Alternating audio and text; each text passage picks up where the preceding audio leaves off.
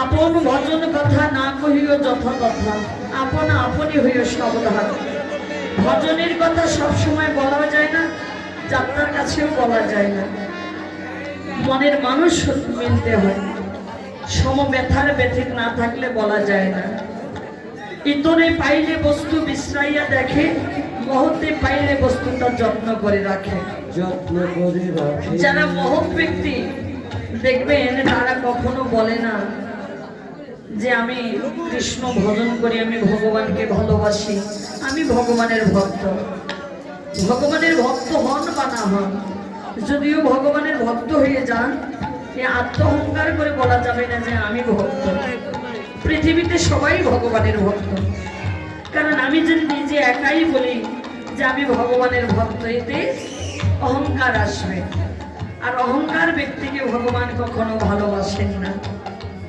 যারা শুদ্ধাচারী, যারা ভজন করেন, সাধন করেন, তাদের বিন্দুমাত্র অহংকার থাকে না। আর অহংকার ব্যক্তিকে ভগবান কোনোদিনও ভালোবাসেন না, কারণ এই জগতে তো আমরাও অহংকার করি। যার যতটুকুই আছে এটুকু নিয়েই অহংকার, কিন্তু একদিন এই অহংকার কারো থাকবে না বাবা। আজ অহংকার করছি কিসে? অর্থের অহংকার। যেমন দানলীলায় জটিল একটা কথাই বলেছিলেন, অর্থাৎ রাধারানীর শাশুড়ি জটিলাকে রাধারানীর শাশুড়ি একটা কথাই বলেছিলেন, বড়াই বুড়িকে বলেছিলেন যে ছলনা করে আমি তো রাধারানীকে হাটে নিয়ে যাব, ঘোল দই বিক্রি করার ছলনা করে আমি গোবিন্দের সঙ্গে রাধারানীর মিলন করিয়ে দেব।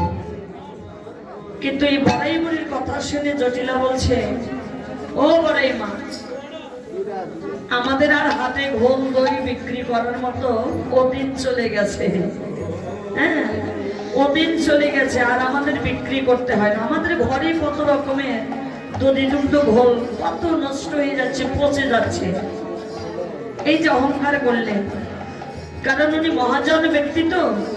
বড়াই বুড়ি তিনি বলেছিলেন, জটিলা আজকে তোর আছে, তার বলে যে তুই অহংকার করবি, কাল তো নাও থাকতে পারে। আজকে তুই রাজা আছিস, জমিদার আছিস, কালকে তুই ফকিরও হতে পারিস।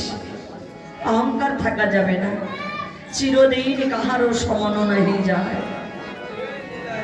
আজিকেরই রাজা ধীরাজ, কাল সে ভিক্ষা যায়।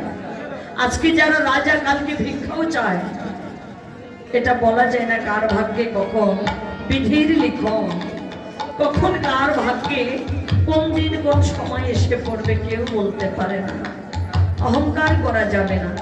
অহংকার ব্যক্তিকে ভগবানও ভালোবাসে না, মানুষ তো দূরের কথা।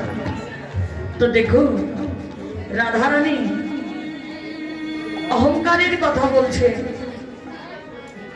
যে আমি অহংকার করছি না রে, আমার শুধু একটাই হলো জীবন মরণ প্রাণধন প্রাণ বল্লভ গোবিন্দ।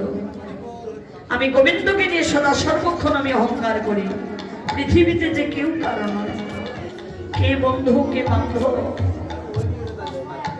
কে আত্মীয় স্বজন, কে পুত্র কন্যা, একদিন সবাইকে চলে যেতেই হবে। যেদিন আমার আপনার প্রত্যেকের জীবনের বেলাটা ডুবে যাবে, ভাবনা করে দেখবেন সেদিন কেউ কারো নয়। এই পৃথিবীতে কারো না কারো জীবনের বেলা কোনো না কোনো সময় যদি ডুবে যায়, সেদিন ডাকলেও, হাজার ডাকলেও কেউ শুনবে না। ওরে যেদিন